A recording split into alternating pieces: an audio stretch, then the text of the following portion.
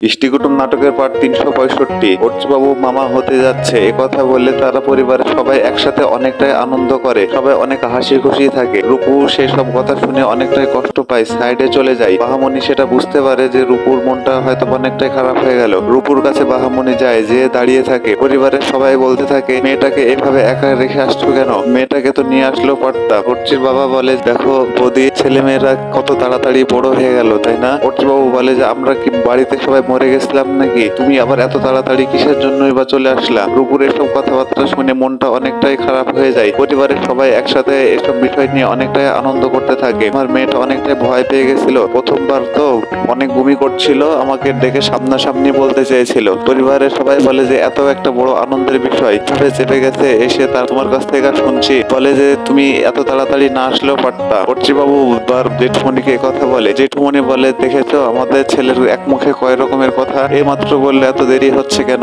আবার এখনই বলছে যে আরো কিছুদিন থেকে আসলে পারতা। অর্চিবাবু তখন বলে যে না, আমি ওসব কোনো কিছুই বলিনি, আমি যে আসছে তার প্রাধান্যটা আগে বেশি সেটাই বোঝাতে চেয়েছি। রূপু মনটা অনেকটাই খারাপ করে। বাহামণি নিষেধ করে যে দিদিমণি তুই এখন এরকমটা করিস না। রূপু নিজেকে সামলিয়ে নাই। রূপু ইশারায় বোঝায় আমি ঠিক আছি। রূপুর কাছে রূপুর মা হাঁটতে হাঁটতে আসে, এসে জিজ্ঞেস করে যে কি ব্যাপার রে রূপু মা, আমার তোর মনটা এরকম আন্ধার হয়ে আছে কেন, তোর মুখটা এত ভার কেন? রূপু বলে, না মা, আমার মুখটা আন্ধার হয়ে নাই, আমার মন খারাপও নেই, আমি আসলে দোকানে যাচ্ছি। একথা বলে রূপু সেখান থেকে চলে যায়। তার মা কাকিমণিরা ভাবে যে আসলে রূপুর মনটা খারাপ হওয়াটা তো স্বাভাবিক। রূপুর কথা শুনে পরিবারের সবারই মনটা অনেকটাই খারাপ হয়ে যায়। তার নিজের বোনের বাচ্চা হচ্ছে, তার বিয়েটা হয়েছে, কিন্তু স্বামী ছাড়া সে আমাদের বাড়িতেই আছে, আমরা কি বা করতে পারি? আমাদের হাতে তো আর কোনো কিছু নেই। জেঠুমনি বাহামণির কাছে এসে বাহাকে জিজ্ঞেস করে, বাহা কি ব্যাপার, তোর মুখ টুক শুকনো লাগছে কেন, কেমন আছিস? বাহা বলে, আমি ভালো আছি, নিজের খেয়ালটা রাখিস। বাহামণি বলে, হ্যাঁ নিজের খেয়াল তো রাখবো, ফুল কাজটাই তো পড়ে আছে সামনে, মাজায় একদম শাড়িটা বেঁধে নে, সামনে একটা বড় অনুষ্ঠান আছে। পরিবারের সবাই জিজ্ঞেস করে, কি রে,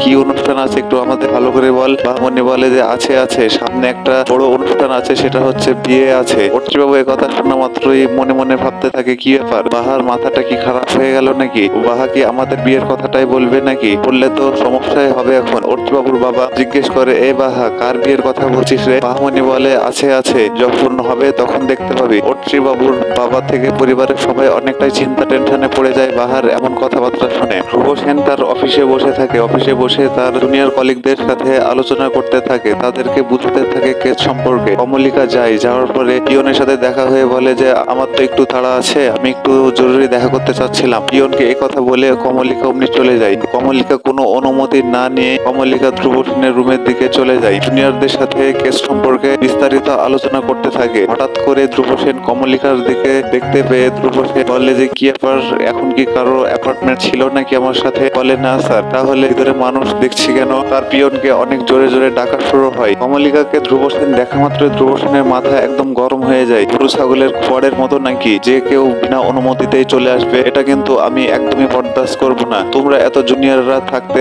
আমার পিয়ন থাকতে, বিনা অনুমতিতে কিসের জন্য মানুষ আমার রুমের মধ্যে চলে আসছে? এটা কি তোমরা এক ফোঁটার খেয়াল করছো না? কমলিকাকে দেখা মাত্রই ধ্রুব সেন এতটাই উত্তেজিত হয়ে যায়। ধ্রুব সেন চেয়ার থেকে উঠে কমলিকার কাছে যায়, পিয়নকে অনেক বাজেভাবে চিল্লাতে থাকে, তুমি এখানে কিসের জন্য চাকরি করতে এসেছো? তোমার এখানে চাকরি করার কোনো দরকারই নেই। কমলিকা বলে যে ওকে কোনো কিছু বলেন না, আমি আসলে একটু জোর করে এসেছি, আমার একটু সময়টা কম ছিল তো। ধ্রুব সেন কোনো কিছুই বলে না। ধ্রুব সেন একটু দূরে যায়। জুনিয়র কলিগ এসে বলে যে ম্যাডাম, আপনি এখন আসুন, একটু অপেক্ষা করুন, আমাদের মিটিং শেষ হলে আপনাকে ডেকে নিচ্ছি। কমলিকা আহাম্মক সেজে যায়। কমলিকা সেখানে আর কোনো কিছু বলতে পারে না। কমলিকা সেখান থেকে বের হয়ে যায়। কমলিকা ওয়েটিং রুমে যায় আর মনে মনে ভাবতে থাকে যে মানুষ এতটা বাজে আচরণ করতে পারে, এতটা খারাপ আচরণ মানুষ করতে পারে, জীবনে তো আর কখনো এই মানুষের চেহারাও দেখবো না। ধ্রুব সেন মনে মনে ভাবতে থাকে, কমলিকা মজুমদার কেমনটা লাগলো, ওকে যে প্রত্যাখ্যান করবে, আমাকে যে অপমান করবে, তাকে আমি 1000 গুণ বেশি অপমান করব, আমি কোনো সুযোগই দিব না কাউকে। ধ্রুব সেন তার কলিগদের সাথে কথা বলতে থাকে। তার কলিগদেরকে বলে, আমার প্রচন্ড মাথা ব্যথা করছে, একটু চায়ের জন্য বলো, আর ভদ্রমহিলা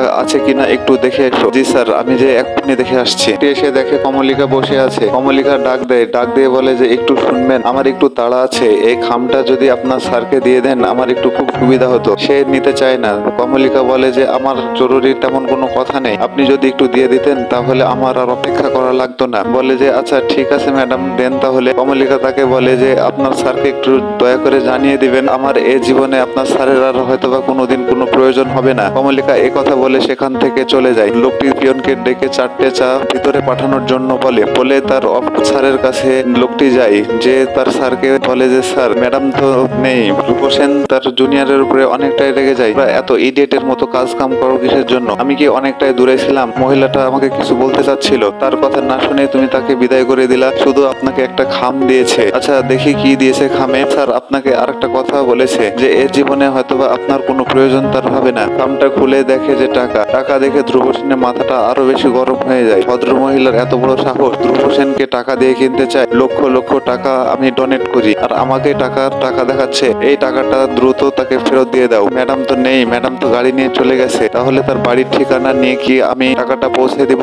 ধ্রুবসেন বলে যে ফোন করে তো কোনো লাভ হবে না, কোথায় যেন পড়াশোনা করাই, তুমি ওর কলেজের অ্যাড্রেসটা বের করো। ফাইল খুঁজে বের করে কলেজের অ্যাড্রেস। ধ্রুবসেন বলে যে দেখি অ্যাড্রেসটা আমি নিজের হাতে দেখি। ধ্রুবসেন সে অ্যাড্রেসটা নিয়ে পড়তে থাকে আর ধ্রুবসেন মনে মনে ভাবতে থাকে যে আমাকেই সামনাসামনি দেখা করতে হবে আর যা কিছু বলার আমাকে বলতে হবে। আমি সামনাসামনি দেখা করে তাকে আমি বুঝিয়ে দিব যে ধ্রুবসেনকে কোনোভাবে টাকা দিয়ে কিনা যায় না। ধ্রুবসেন কোনো মহিলার কাছে মাথা নত করে না। ধ্রুবসেন কারো কাছে কোনোভাবে ছোট হতে শিখেনি। ধ্রুবসেন তো ধ্রুবসেনই।